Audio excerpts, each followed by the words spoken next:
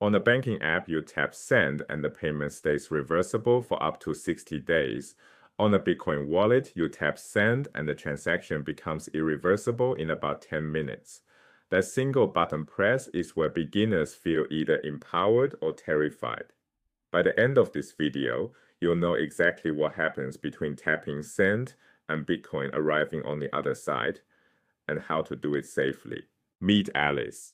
She's heard about Bitcoin from her friend Joe and wants to try holding some herself. Joe recommends a mobile non-custodial wallet, a wallet where Alice, not a company, holds the keys. Here's why that matters. A custodial wallet is like a bank. Someone else stores your money and can freeze your account, go bankrupt, or get hacked. A non-custodial wallet puts you in full control.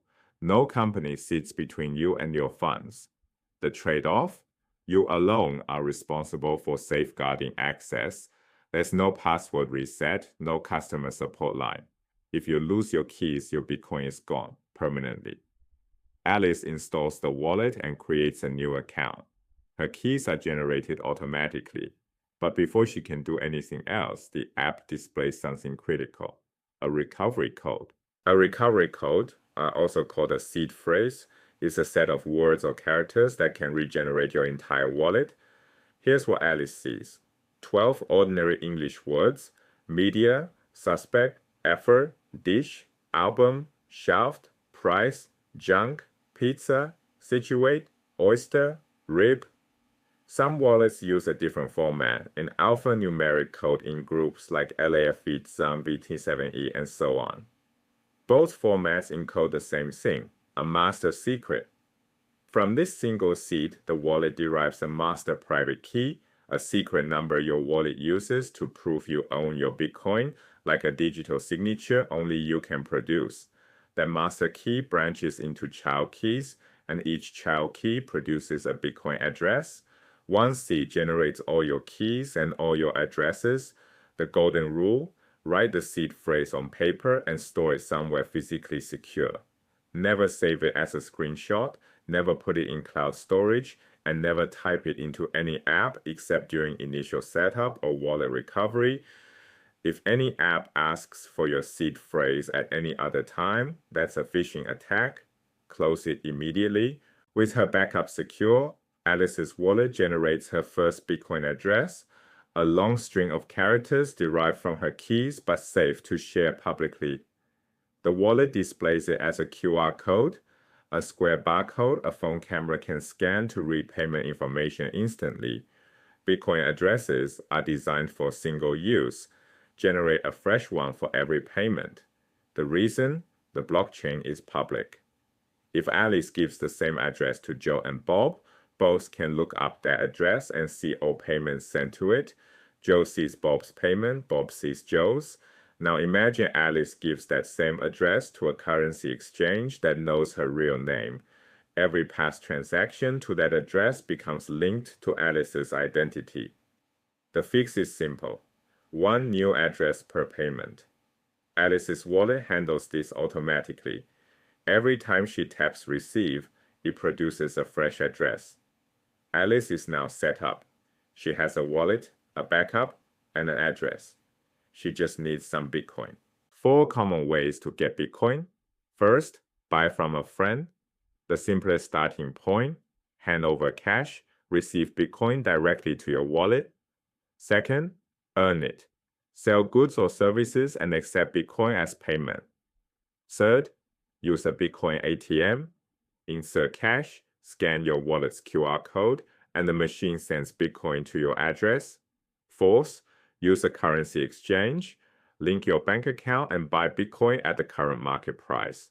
Exchanges require identity verification, and here's why. Bitcoin transactions are irreversible. If someone buys Bitcoin with a stolen credit card, the exchange can't reverse the Bitcoin transfer after the fact. Identity checks protect the exchange from fraud. One privacy note: when you buy from an exchange, that exchange knows your identity and the addresses you withdraw to. Keep exchange purchases and personal wallet activities separate when possible. Alice decides to buy a small amount, 0.011 BTC from her friend Joe. Here's exactly what happens when Joe sends Bitcoin to Alice. Step 1. Alice taps Receive in her wallet. The app generates a new Bitcoin address and displays it as a QR code. Step 2. Joe opens his wallet, taps Send, and scans Alice's QR code with his phone camera.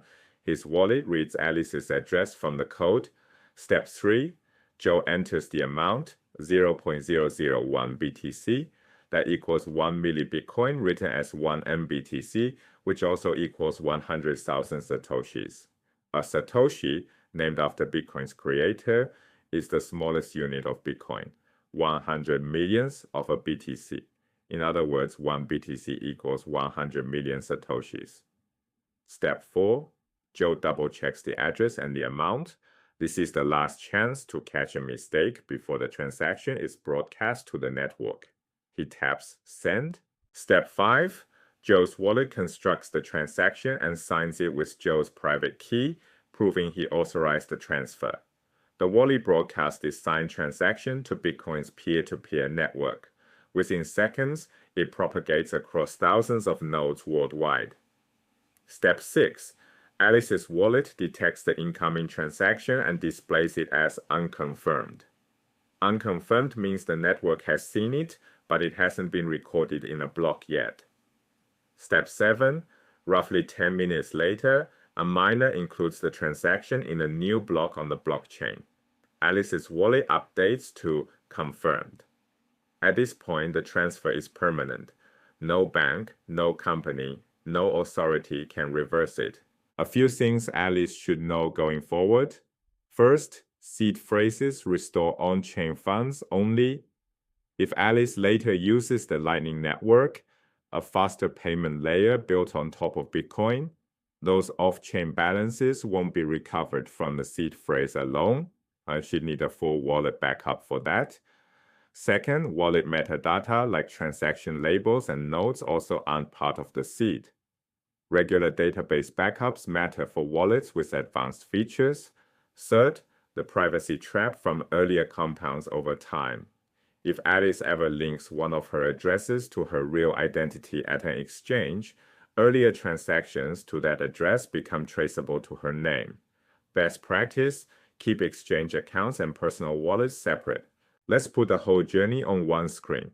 Download a non-custodial wallet, back up the seed phrase on paper, generate a fresh address for each payment, acquire Bitcoin through a friend by earning it at an ATM or through an exchange.